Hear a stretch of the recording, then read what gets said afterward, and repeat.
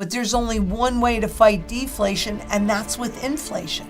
So it makes it really simple. It's not like they have lots of choices. They don't. There are not lots of choices. There's one way. And there's one way to revalue a currency as well, and that's against gold. Unlocking the enigma behind the US dollar's dance with gold, Lynette Zhang dives into a riveting exploration of financial history and future trends. As she unravels the cryptic maneuvers of global currency, Zhang unveils the secrets behind past dollar-gold revaluations, revealing how these clandestine shifts shape our perceptions of wealth. Join her on a journey through economic intrigue, where the steadfastness of gold clashes with the burgeoning world of cryptocurrencies, sparking a debate on true value and utility in our modern financial tapestry. But let me show you something that wasn't tweaked because it was just put out as a general. Let's just go right to the slides.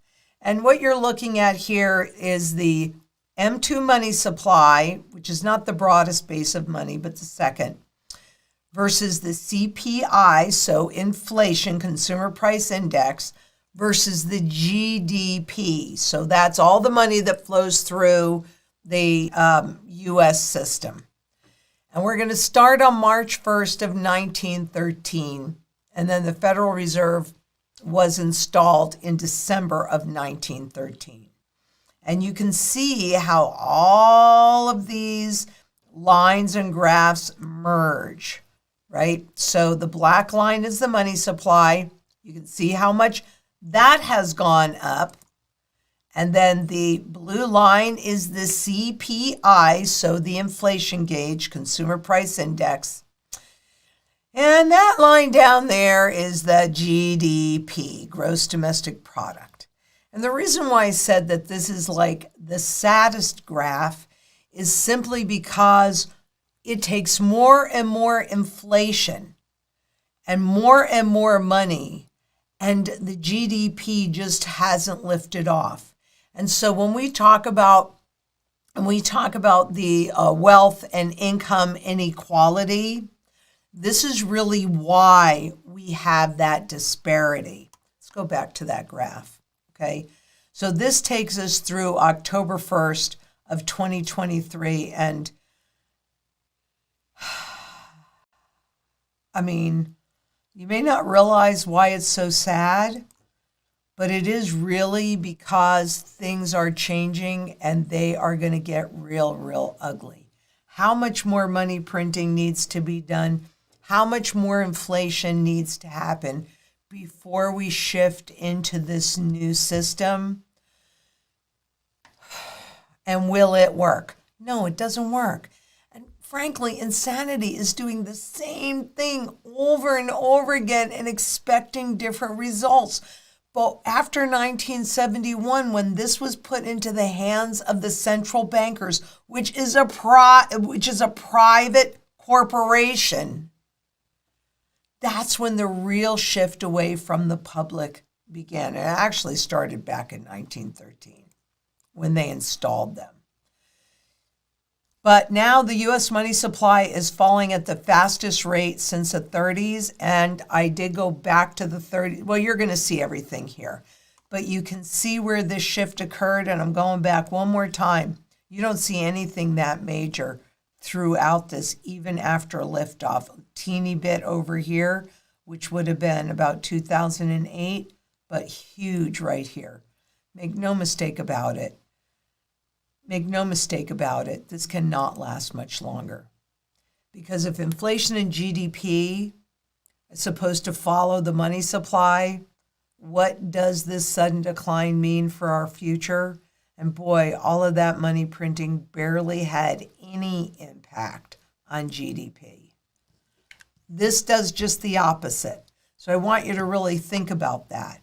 But what is the next thing that's going to happen? Because I consider this also a huge key pattern shift. So it is not an accident that we're watching the money supply shrink at the fastest level since the 30s. And we're also watching more people spending, the velocity of money increasing at that same time. Taken together, it tells me that the hyperinflationary depression has already begun. We just don't see it yet. And what that also means is that time is running short. But I can show you what's happening. And this isn't my opinion. This is data. This is simply data. And I am simply reading the data. That's all I'm doing. And you can read the data too.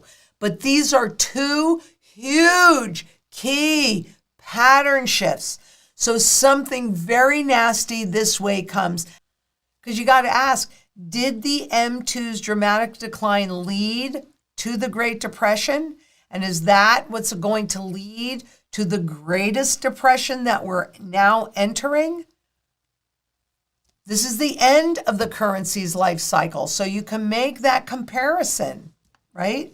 So this goes back to August 31st of 1969, shortly before, there was already a run on the dollar that was happening, but shortly before President Nixon took us, I know they say this so nice, took us off the gold standard. Oh, well, that's no big deal. Yeah, it is, because he handed over full control to central planners, to central banks. There's 2008. Now, what I want you to notice here is how that CPI was running a bit ahead. I mean, pretty parallel, but still a bit ahead of the money supply. And in 2008, which is when the system died, I don't care what anybody says, it's when the system died, and you can see the shift.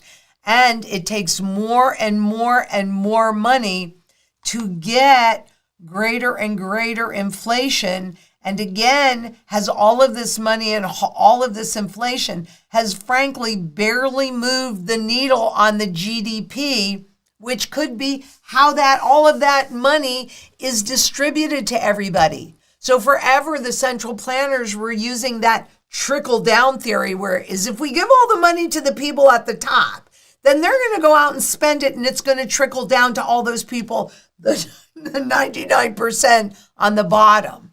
And it doesn't work, and it hasn't worked, but they still do that.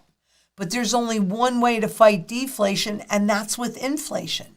So it makes it really simple. It's not like they have lots of choices. They don't. There are not lots of choices. There's one way. And there's one way to revalue a currency as well, and that's against gold. That's the way they do it. So honestly, it makes it super simple when we're looking at things to determine what is going on and where are we in this trend cycle. Let's go on, because this is the spot price of gold, which some of you watching may have noticed that it went above $2,000 today. And you might even say, whoop-de-doo, isn't that fabulous? But remember, they can create as much digital gold that does not nor ever will exist. They could do it with silver too, through the derivatives market. So let's just look at this long-term chart. Now, this graph is adjusted for inflation. So even though the official price of gold was $20.64 an ounce back in 1915, and today the official price of gold is $42.22. Well, that's not really reality. Back in 2015, from how much new money they printed, so inflation adjusted, it would have been $600 an ounce, even though the face value was $20 an ounce. 1934, okay, they did that revaluation where they revalued this against that. That's always the way they do the revalue, those overnight revaluations. And you can see how rapidly spot gold went up. Here, that was the first revaluation. Then here, then there. Okay, 1970. All right, pushed it all the way down because after all, they don't want you to know. A rising gold price is an indication of a failing currency. And the US dollar as the world reserve currency was certainly failing on a global basis in 1970. And as I told you before, there was a run on the dollar. As we draw the curtains on this thought-provoking journey with Lynette Zhang, Consider subscribing for more deep dives into the intricate world of finance and economics. Don't miss out on staying informed about the dynamic shifts between the US dollar, gold, and emerging currencies. Click the subscribe button and tap the notification bell to join our community and continue exploring the ever-evolving landscape of wealth and value.